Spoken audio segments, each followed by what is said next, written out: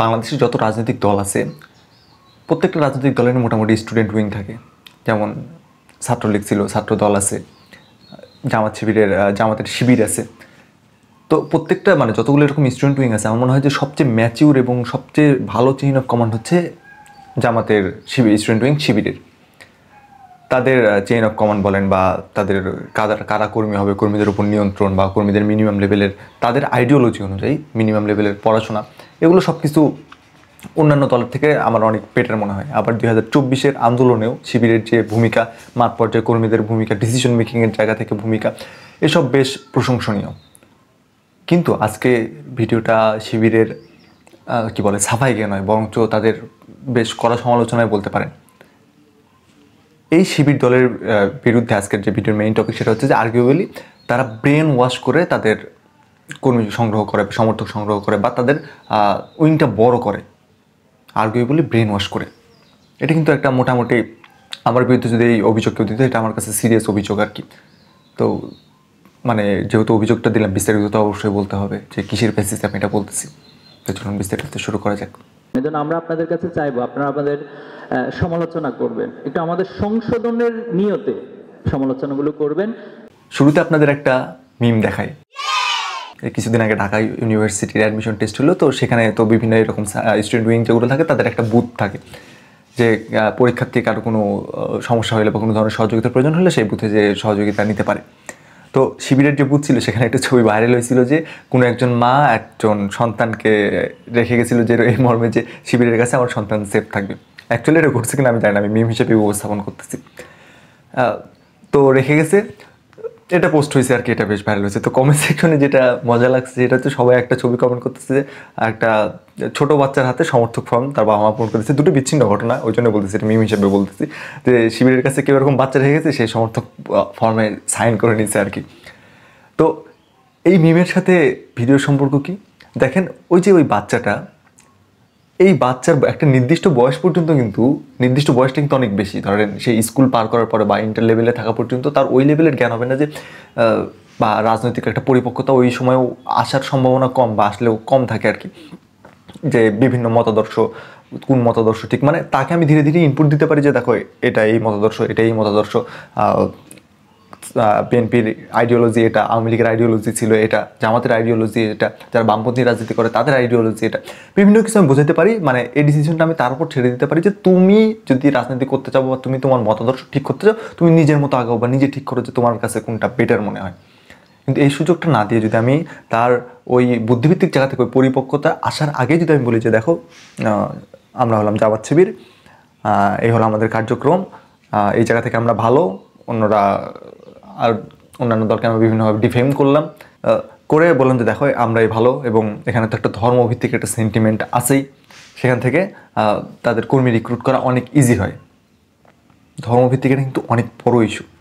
কী জন্য সেটা আমি আলাদা একটা ভিডিও রেফারেন্স দিচ্ছি আমারই বানানো, রাষ্ট্রধর্ম নিয়ে, যে রাষ্ট্রধর্ম ইসলাম থাকলো কি না এটা খুব একটা ম্যাটার করে না, কিন্তু এই টার্মটা ইউজ করে রাষ্ট্রধর্ম, সংবিধান, বিসমিল্লাহ, এগুলো ইউজ করে জিয়া বলেন, এরশাদ বলেন, তারা কত বেনিফিট পাইছে এই তরিকাটা ইউজ করে। এটা খুবই নোংরা একটা বিষয়, সেটা বিস্তারিত ব্যাখ্যা করা আছে, সেই ভিডিওটা দেখে নিতে পারেন। তাহলে বুঝবেন যে ধর্মর সেন্টিমেন্ট কাজে লাগায় রাজনৈতিক দল বা ধর্মকে, জামাত ইসলামের সাথে ইসলামের কোনো সম্পর্ক নাই, বা তারা যে ইসলামকে প্রোটেক্ট করতেছে বা ইসলামকে প্রচার করতেছে ওই রকম না। ভিডিও দেখলে আজকে ক্লিয়ার হয়ে যাবেন যে তারা আরও ইসলামকে বিভিন্ন জায়গায় বিকৃত পর্যন্ত করছে।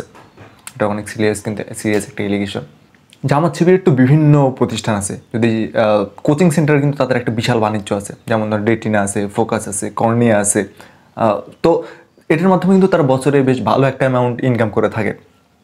তো এই যে যখন ধরেন এই রেটিনা মেডিকেল ভর্তি যে কোচিংটা, সেখান থেকে যখন তারা বিভিন্ন গাইড বই দেয় বা জামাতের বা ধরেন শিবিরের এরকম যতগুলো বই টই আছে তাদের নিজস্ব প্রকাশনা থাকে, সেখানে বিভিন্ন হাদিস বা কোরআনের আয়াত কোট করা থাকে। তো এরকম এটা ছিল হচ্ছে এই রেটিনার একটা গাইড বই, সেখানে পবিত্র কোরআনের সূরা আল ওয়াকিয়ার 41 নম্বর আয়াতের বাংলা অনুবাদটা লেখা ছিল যে বামপন্থীরা হতভাগা, নিশ্চয়ই বামপন্থীরা জাহান্নামী, জাস্ট এটা যে সূরা আল ওয়াকিয়া আয়াত নাম্বার 41। এখানে দুইটা খারাপ দিক আছে এই জিনিসটার, একটা হচ্ছে ভুল ব্যাখ্যা, ভুল অনুবাদ, আর দ্বিতীয়টা হচ্ছে যে এইরকম কোট করা ঠিক না। প্রথমে বলি যে এরকম কোট করা কেন ঠিক না। এরকম কোট করা ঠিক নয়। তার কারণ হচ্ছে আমি যদি ধরেন কোরআন, আমি জাস্ট রেফারেন্স হিসেবে বলতেছি, ধরেন কোরআনের একটা আয়াত আছে যে তুমি নামাজ পড়ো না কমা যখন তুমি অপবিত্র থাকো। আমি বোঝানোর সাপেক্ষে বলতেছি, একটা লাইন ধরে বলতেছি। এখন ধরেন আমি বললাম যে কোনো একটা সূরার অমুক ভার্সে এটা আছে, তুমি নামাজ পড়ো না, অর্থাৎ আমাদেরকে নামাজ পড়তে হবে না। মানে এই যে এরকম আমি জাস্ট একটা সিঙ্গেল একটা লাইনকে যখন আমি উদ্ধৃত করি তখন সেখান থেকে মিস ইন্টারপ্রিট হওয়ার চান্স অনেক বেশি থাকে, যে এর আশেপাশে কী বলতেছে সেটাও আমাকে জানতে হবে। আরে কোরআনে বলা আছে নামাজ না পড়তে, তাহলে আমি নামাজ কেন পড়বো? কিন্তু পরের লাইনটা তো দেখতে হবে, যখন তুমি অপবিত্র অবস্থায় থাকো। কাজেই আমাকে পুরো জিনিসটা ইন্টারপ্রেট করতে হবে। তো এই জন্য যে অনেক হাদিস, অনেক কোরআনের আয়াত যদি তাফসির ছাড়া যদি আমি জাস্ট এরকম খালি কোথাও লিখে দিই, তাহলে এই বিষয়টা হয়তো আমার উদ্দেশ্য ভালোর জন্য আমি করতেছি, কিন্তু উল্টা এটা আরও খারাপ হবে। এবং দ্বিতীয় যে সমস্যাটা সেটা আরও ভয়াবহ। বামপন্থী বলতে কী বোঝায়? বামপন্থীর কিন্তু একটা এই ওয়ার্ডটার একটা সিলেক্টিভ মিনিং আছে, ইংরেজিতে যাদের বলা হচ্ছে লেফটিস্ট, যে তাদের আলাদা ইকোনমিক্যাল একটা মানে একটা পলিটিক্যাল আইডিওলজি এবং তাদের অর্থনৈতিক ব্যবস্থা নিয়ে আলাদা একটা আলাদা একটা ইডিওলজি আর কি। তো সেইখান থেকে বামপন্থীদের বিশেষ করে ধর্মের জায়গা থেকে, যে তারা বস্তুবাদী চিন্তা ভাবনা করে, তারা ইসলাম ফোব, এই জায়গা থেকে তাদের সমালোচনা করার বিস্তর জায়গা আছে। তো এখন আমি কোরআন দিয়ে তাদেরকে কটাক্ষ করতেছি। যে দেখবেন যেখানে আরেকটা বিষয় বলি, যে নর্মালি ব্যঙ্গাত্মক অর্থ হলেও বা ট্যাগ দেওয়ার বিষয় হলো বামপন্থীদের বাংলাদেশে শাহবাগী হিসেবে আইডেন্টিফাই করা হয় বা শাহবাগী ট্যাগ দেওয়া হয়। এই যখন ধরেন আপনি শিবিরের সমালোচনা করে কোনো পোস্ট দেবেন বা কোনো পোস্ট দেখবেন, কমেন্টে গেলেই সেখানে যাদেরকে ব্যঙ্গাত্মক করে শিবির, যাদেরকে আলভটর বলা হয়, যে ধুমসে কমেন্ট করতেছে খালি, তো তারা এসে প্রথম কমেন্টে এরকম করবে যে পোস্ট দিছে যে তুই গোসল কর। এটাও ব্যঙ্গাত্মকভাবে বলে যে এই শাহবাগীদের এটা একটা স্ল্যাং টাইপের হয়ে গেছে, যে বামপন্থী তাকে এই ট্যাগ দেওয়া।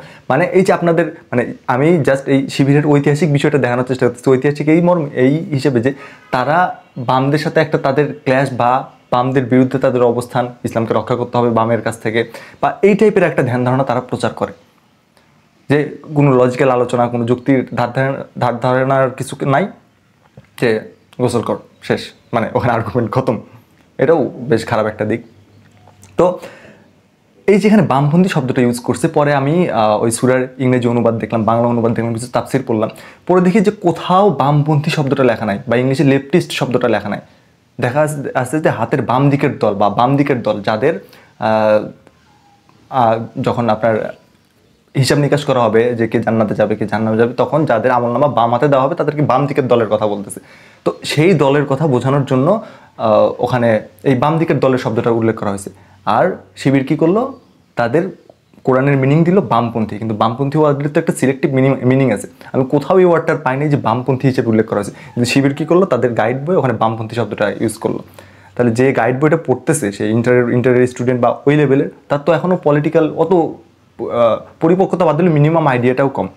আর বাম ধারা এটা তো একটা বিস্তর একটা বিষয়, মানে এটার আইডিয়ার জন্য বেশ পড়াশোনাও করতে হয়। তো সে যখনই দেখলো যে আরে কোরআনে এটা আছে, তার তো মানে মাথার সাইকোলজি তাকে কীভাবে কাজ করবে যে বামপন্থীরা জাহান্নামে আর ইসলাম ফোবের একটা ব্যাপার তো আছেই, দুটো মিক্স করে, মানে সাবকনসিয়াস মাইন্ডে মানুষ এইভাবেই চিন্তা ভাবনা করে যে তখন আসবে যে আচ্ছা বাম আইডিওলজি তারাই জাহান্নামী, জান্নাতি না জাহান্নামী, এই ডিসিশন মানুষ হিসেবে, আমি ব্যক্তিগতভাবে মনে করি এই ডিসিশন মানুষ হিসেবে আমার নেওয়ার দরকার নেই। এটা যার হাতে আছে, আল্লাহ তাআলার হাতে আছে, তার হাতেই থাকুক। আমার কাউকে ট্যাগ দেওয়ার দরকার না, ওই কাজের জন্য জাহান্নামী, এই কাজের জন্য জান্নাতি। কিছু সিলেক্টিভ বিষয় আছে, মানে আমি ওভারঅল বলতেছি আর কি। তো তারা এই যে দেখেন কোরআনের আয়াত পর্যন্ত বিকৃত করে ফেলতেছে।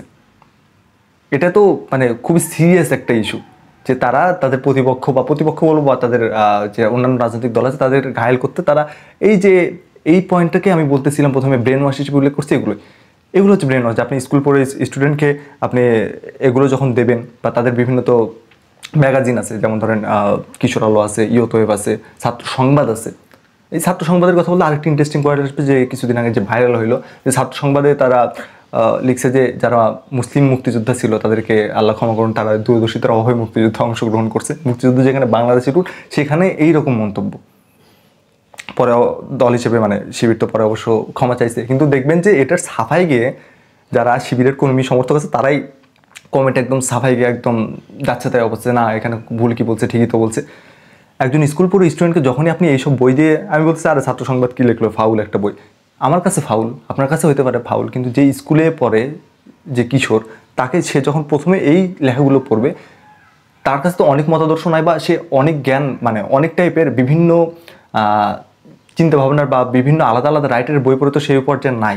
বর্তমানে তারা না, এখন বই পড়ার টেন্ডেন্সি আরও কমতেছে। তখন একটা জায়গা থেকে আমি দেখবো যে এরকম যে আচ্ছা মুক্তিযুদ্ধটা তাহলে স্ক্যাম ছিল, আমার সিস্টেমটা তখন ওইভাবে কাজ করবে যে মুক্তিযুদ্ধের নিয়ে আমার বিরূপ ধারণা। মুক্তিযুদ্ধ নিয়ে তো এমনিতেই মানে জামাতকে অনেক কোশ্চেন করার জায়গা আছে, যে তাদের অবস্থান তো তারা এখনও ক্লিয়ার করে না। তাদের বিরুদ্ধে যে সিরিয়াস এলিগেশন যুক্ত আছে যে না আপনার জামাতের ওই কর্মী তখন মুক্তিযুদ্ধে এই কাজটা করছিল, তখন তারা বলে ব্যক্তির দায়িত্ব সংগঠন নেবে না। যখন দেখি যে এই যে এটা আমরা মজা করে এরকম বলতাম যে আওয়ামী লীগ আমলে যে একটা সংগঠন 99% লোক খারাপ হলে কি সংগঠনটাই খারাপ বলা যায় নাকি? ব্যক্তির দায়িত্ব সংগঠন নেবে না। তো আপনার মানে আপনার সংগঠন যত ব্যক্তি আছে সবাই মুক্তিযুদ্ধের বিরোধিতা করছিল, কেউ মুক্তিযুদ্ধের সমর্থক ছিল না। মানে মেইন কথা যেটা বোঝাতে চাচ্ছি যে মুক্তিযুদ্ধে তাদের দলীয়ভাবেই কোনো সমর্থন ছিল না, বা তারা ওই জিনিসটা এখনো ক্লিয়ার করে না। আমার তো মনে হয় যে ওই জায়গা থেকে মানে 71কে অস্বীকার করা বা 71কে স্বীকার না করে যদি কেউ রাজনীতি করতে আসে, সেই রাজনীতি তাদের রাজনীতি করার অধিকারই বাংলাদেশে দেওয়া উচিত না।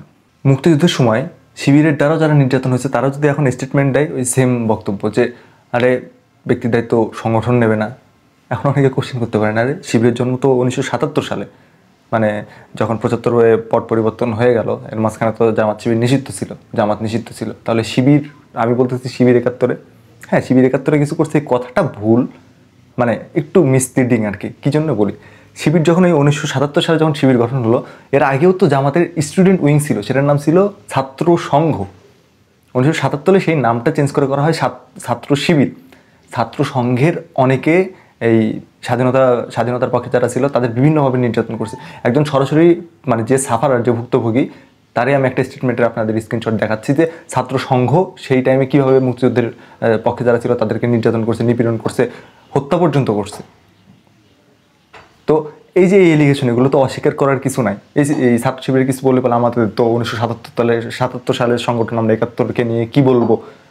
আরে তোমাদের স্টুডেন্ট উইং ছিল 71-এ, ছিল তো ছাত্র সংঘ ছিল, সেটাই নাম পরিবর্তন করে পরবর্তী ছাত্র শিবির করা। সেই ছাত্র সংঘের ভূমিকা কী ছিল? এরা বললে যে না তখন তো ছাত্র সংঘের তো আমরা কেউ না, আমরা কিছু বলবো। কিন্তু সাংগঠনিকভাবে এটা কি দায়মুক্তি হয়?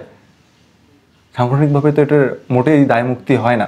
আর আপনি এই আইডিওলজিগুলো আবার স্কুলের স্টুডেন্টকে আপনি ওইভাবেই মানে একজন ছোট বাচ্চাকে ব্রেন ওয়াশ করতেছেন যে না এটা আমাদের ইতিহাস, বা এই যে ধর্মভিত্তিক যে ব্যাপারগুলো, যে এই বামপন্থী এইভাবে এরকম। আমি জাস্ট দুইটা উদাহরণ দিয়ে বুঝাইলাম। আপনার কি মতামত এই ভিডিও নিয়ে, বা জামাত ইসলাম, জামাত শিবির তাদের নিয়ে, যে তাদের যে আইডিওলজি তারা কিভাবে প্রচার করতেছে, সেই সিস্টেম টোটালি কাজ করতেছে কেমনে, এটা নিয়ে আপনার মতামত কি কমেন্টে জানাতে পারেন এবং উন্মুক্ত সমালোচনার দাওয়াত নিন। ধন্যবাদ।